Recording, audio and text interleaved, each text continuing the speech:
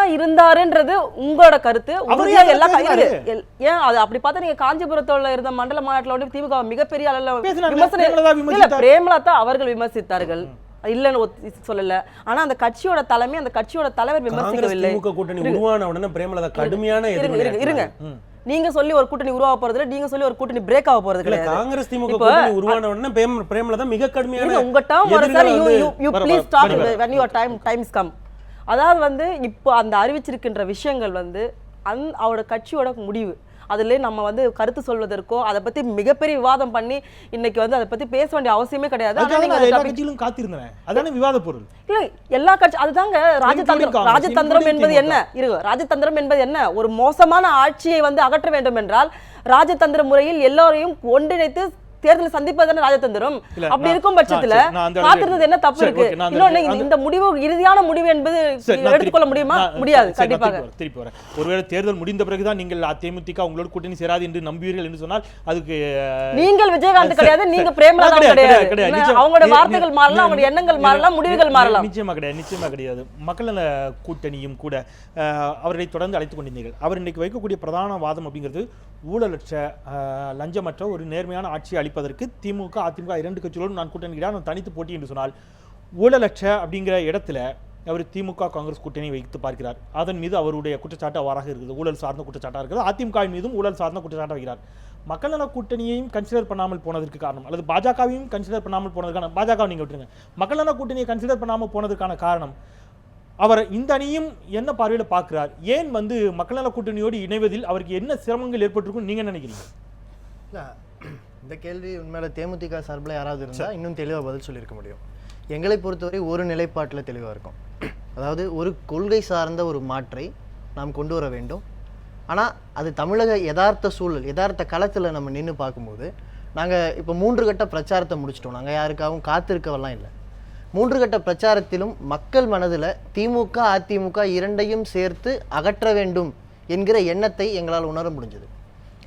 இதில் இதே முடிவை, இதே மாதிரியான ஒரு முழக்கத்தை தேமுதிக வச்சிருக்கிறத தலைவர்களும் வரவேற்றிருக்கார்கள். அது அவசியமான ஒன்றுங்கிற முறையில் இன்றைக்கி திமுக அதிமுக இரண்டு சக்திகளும் அகற்றப்பட வேண்டும். ஆனால் அந்த இடத்துல யார் வரணுங்கிற கேள்விக்கு தான் இன்னும் விடை கிடைக்கல. எங்களை பொறுத்தவரை மக்கள் முன்னிலையில் மிக தெளிவாக இது ஒரு கொள்கை சார்ந்த ஒரு கூட்டாட்சியை நோக்கி நகர வேண்டும், அதுதான் அதிகார பகிர்வுக்கு வழிவகுக்கும்னு எங்களுடைய தலைவர்கள் சொல்லிக்கிட்டு இருக்காங்க. அந்த பிரச்சாரத்தில் நாங்கள் இன்னும் தீவிரமாக தெளிவாக செல்லுவோம். ரெண்டாவது, அவர் உண்மையிலேயே திமுக அதிமுகவை வீழ்த்த விரும்பினால்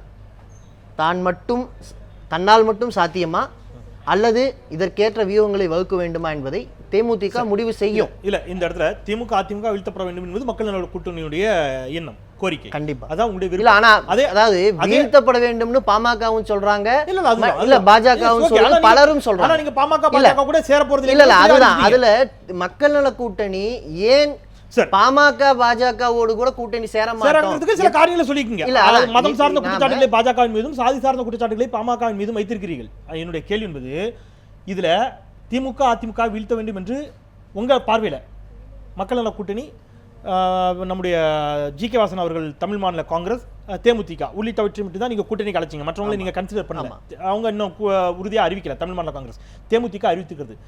தேமுதிக இந்த 2 பேரையும் வீழ்த்தக்கூடிய அளவிலான சக்தியில், வாக்கு சதவீதத்தில் மக்கள் நல கூட்டணியுடைய சர்ச்சை அதிகமாக இருக்கிறது என்று சொன்னால் நீங்கள் ஏற்றுக்கொள்வீர்களா? அந்த வாய்ப்பு மக்கள் நல கூட்டணியோட தேமுதிகவிற்கு அதிகமாக இருக்கிறது என்று சொன்னால் நீங்கள் ஏற்றுக்கொள்வீங்களா? முதல்ல இருந்தே ஒரு வாதத்தை நாங்கள் நிராகரிச்சுட்டு வரோம். அதாவது தேர்தல் கூட்டணிகளை நாம் வாக்கு சதவீதமாக பேசி மக்களுடைய உண்மையான பிரச்சனைகளை பின்னுக்கு தள்ளிடுறோம். தமிழ்நாட்டில் ரொம்ப காலமாக தொகுதி உடன்பாடுகளே நடந்துட்டு இருக்கு. இதனால மக்களுடைய அபிலாஷைகளுக்கு மதிப்பில்லாமல் போயிருக்கு. தேமுதிக அழைத்தது மக்களுடைய அபிலாஷைகளின் கொள்கைகளின் அடிப்படையில அல்லது வாக்கு சதவீதத்தின் அடிப்படையில? அதான் நான் முழுமையாக அழைச்சது இல்ல. எங்களுடைய கருத்தை நாங்கள் முதல்ல இருந்தே தெளிவாக சொல்றோம்.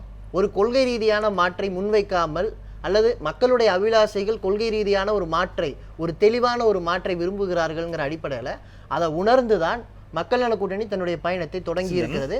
தேமுதிகவிடம் என்ன கொள்கை மாற்றத்தை மதிமுக, விடுதலை சிறுத்தைகள், 2 இடதுசாரிகளிடம் இருந்து இவர்களிடம் இருக்கக்கூடிய கொள்கைகளில் இவர் இந்தந்த இடங்களில் ஒருமித்த கருத்தோடு இருக்கிறார் அல்லது இந்தந்த இடங்களில் முரண்பட்டு நிற்கிறார் என்று ஏதாவது ஒரு விஷயத்தை தெளிவுபடுத்த முடியுமா? அதாவது மக்கள் நல கூட்டு இயக்கமாக நாங்கள் இணைஞ்சோம், கூட்டணியாக பரிணமித்தது, பல இடங்களில் ஒன்றுபட்ட போராட்டங்களை நாங்கள் நடத்தினோம். அதன் அடிப்படையில் ஒரு குறைந்தபட்ச செயல் திட்டத்துக்கு வந்தோம். இந்த குறைந்தபட்ச செயல் திட்டத்தை இப்போ எல்லா கட்சிகளின் முன்னாலும் வெளிப்படையாக நாங்கள் அறிவித்து விட்டோம். இதன் மீதான விவாதங்களை நாங்கள் வரவேற்கிறோம். நீங்கள் கேட்குற கேள்வி எந்த கட்சி முடிவு செய்ய வேண்டுமோ அதுக்கானது. எங்களுடைய தலைவர்கள் தெளிவாக ஒரு விஷயத்தை அறிவிச்சாங்க. நாங்கள் 2 சக்தியையும் வீழ்த்த முயற்சி எடுத்திருக்கோம், மிகப்பெரிய முயற்சி. இந்த முயற்சிக்கான சரியான வியூகங்களை நாங்க அதன்படி தான் அமைத்து போய் கொண்டிருக்கிறோம். வாக்கு சதவீதத்தின் அடிப்படையில் தானே அமைக்கப்பட்டன அப்படின்னு கேக்குறேன், கொள்கை அடிப்படையில் அல்ல. இல்ல இது ரெண்டுமே இருக்குன்றனா, இந்த 2 ஃபேக்டரும் இருக்கு. ஆனா எது முன்னிறுத்த வேண்டி இருக்குங்கிறதுல தான் எங்களுடைய ப்ரையாரிட்டி. எங்களுடைய ப்ரையாரிட்டி என்னவா இருந்ததுன்னா, இந்த இப்ப நீங்க பல கட்சிகள் காத்திருந்தாங்க, பலம் கனியும் நல்லா சொன்னாங்க. ஆனா எங்களை பொறுத்தவரை களத்துக்கு போயிட்டோம். 3 கட்ட பிரச்சாரம் முடிச்சாச்சு. நாளைக்கு தொகுதி பங்கீடு கொடுத்து பேச போறோம். அதுல கூட அவங்க சொன்னாங்க நாங்க காத்துக்கிட்டு சொல்லிட்டு. இல்ல நீங்க அருணன் அவர்கள் நேற்று முந்தநாற்று இங்க பேசும்போது கூட சொன்னார் நாங்களும் காத்துக்கிட்டு இருக்கோம். எனக்கு ரொம்ப மகிழ்ச்சியா இருக்கு. இவங்க ஒரு உண்மையிலேயே ஒரு கொள்கை ரீதியான மாற்றை காங்கிரஸ் இங்க அமைக்க முடியும். ஏன்னா இடையில ஒரு தடவை சொன்னார் 234 தொகுதியில நிறுத்தி ராகுல் காந்தி தலைவராக்குவோம்னு சொன்னாரு.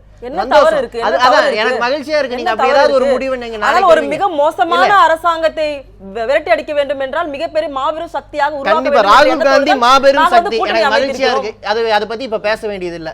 தேமுதிக என்ற ஒரு கட்சி தன்னுடைய மக்கள் மத்தியில மக்கள் நல கூட்டணி அதிமுகவின் பி அணி என்பது மக்களுக்கு தெரிந்து விட்டது. திமுக காங்கிரஸ் கூட்டணி பேசிக் கொண்டிருந்தாலும் மக்கள் பார்த்து கொண்டிருக்கார்கள். அவர் வந்து ஏதோ ஒரு கொள்கைக்காக அமைத்த கூட்டணி அல்ல. போன தேர்தல்ல திமுகவோட திடீர்னு உருவான கூட்டணி. போன தேர்தல்ல நாடாளுமன்ற தேர்தல்ல மக்கள் கூட்டணி நாடாளுமன்ற தேர்தல்ல தனியா நின்னு நீங்க பாஜகவோட பி டீமா இருந்தீங்களா? நாடாளுமன்றத்துல தனியா தானே நின்னீங்க. மக்கள் கூட்டணியில இருக்க தனியா தானே நின்னீங்க. நாடாளுமன்ற தேர்தலில் காங்கிரஸ் தனித்து நின்றதன் காரணம் என்ன? பாஜகவின் பி டீமா? பதில் கூற நானு மக்கள் நல கூட்டணியில் இருக்க 3 பேருமே திமுக அதிமுக முதுகில் ஏறி சவாரி செய்தவர்கள். அன்றைக்கு அவர்களுக்கு தெரியவில்லையா ஊழல் ஆட்சி என்று? திரு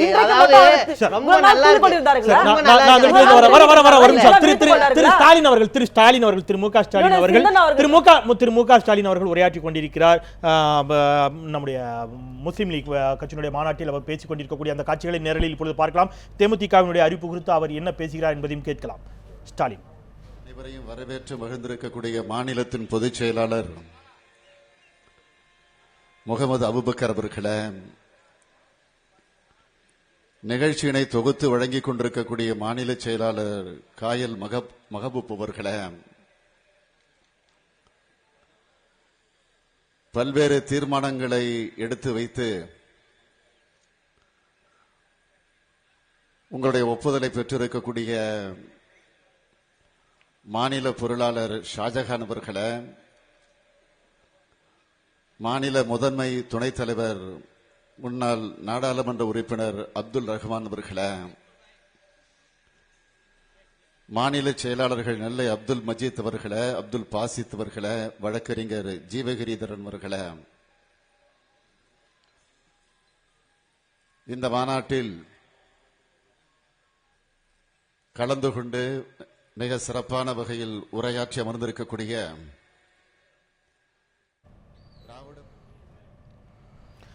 ஸ்டாலின் அவர்கள் உரையாற்றிக் கொண்டிருக்கிறார். தேமுதிக சார்பாக அவர் என்ன பேசுகிறார் என்பதை பார்த்து அந்த நேரத்தில் நிச்சயமாக அந்த நேரலை காட்சியிலையும் உங்களுக்காக தருகிறோம். ஒரு சிறிய இடைவேளைக்கு பிறகு நாம் பெருமாள் மணிகண்டன் அவருடைய கருத்திலிருந்து தொடரலாம். பெருமாள் மணிகண்டன் அரசியல் திறனாய்வாளருடைய பார்வை என்னவாக இருக்கிறது? தேமுதிகவினுடைய இந்த அறிவிப்பு யாருக்கு மகிழ்ச்சியாக இருக்கும், யாருக்கு அதிர்ச்சியாக இருக்கும்? பேசலாம் சிறிய இடைவேளைக்கு பிறகு.